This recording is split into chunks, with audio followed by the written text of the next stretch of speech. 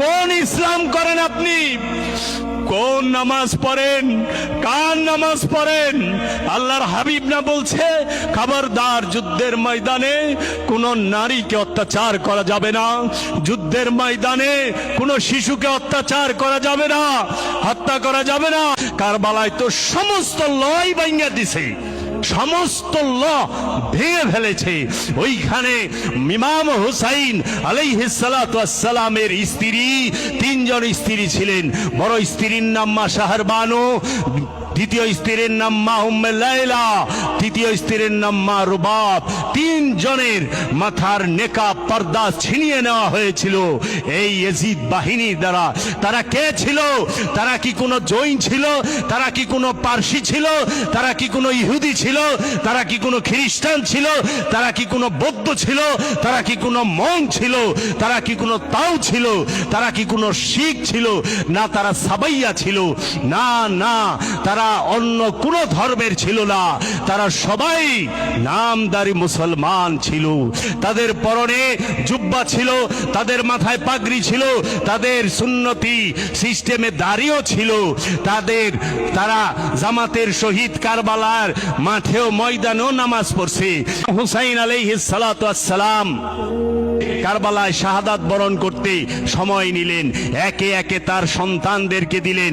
6 মাসের শিশু ইমাম আলী আসগর আলাইহিস সালাতু ওয়াস সালামকে যখন পানির জন্য ছটফট করতেছিলেন, তখন এজিদের এই 33,000 সৈন্যের সামনে হাত উঁচা কইরা দিয়া বললেন, হে এজিদের সৈন্যরা, হে ইবনে জিয়াদ, হে মারওয়ান, ইবনে জিয়াদ, শিমার, আমার এই শিশু সন্তান সে পানির জন্য কাতরাচ্ছে, ছটপট করছে।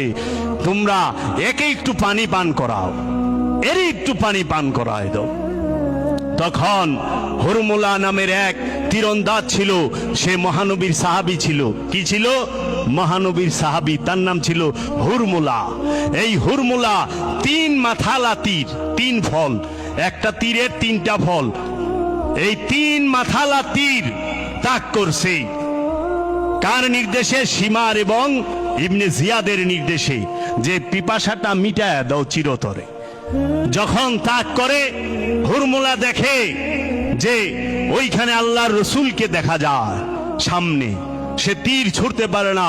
তখন শিমার জিজ্ঞেস করে, শিমার, হুরমুলা তীর ছাড়ছ না কেন? কয়, আমি তো আল্লাহর রসুলকে দেখতে পাচ্ছি ওইখানে।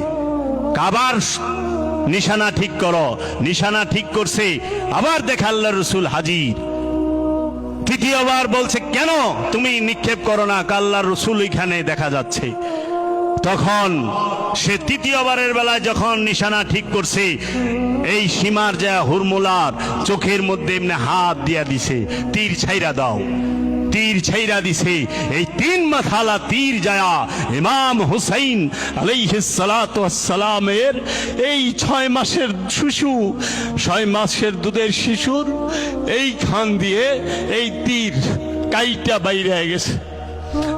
ইমাম হুসাইন আলাইহিস সালাতু ওয়াস সালামের হাতে মাওলা ইমাম আলী আসগর আলাইহিস সালাতু ওয়াস সালাম ওই রক্তগুলোকে পড়তে দেয় না, রক্ত মোবারককে। ইমাম হুসাইন আলাইহিস সালাতু ওয়াস সালাম ওই রক্ত মোবারক ধরে উপর দিকে নিক্ষেপ করে বলেছেন, ইন্না লিল্লাহি ওয়া ইন্না ইলাইহি রাজিউন।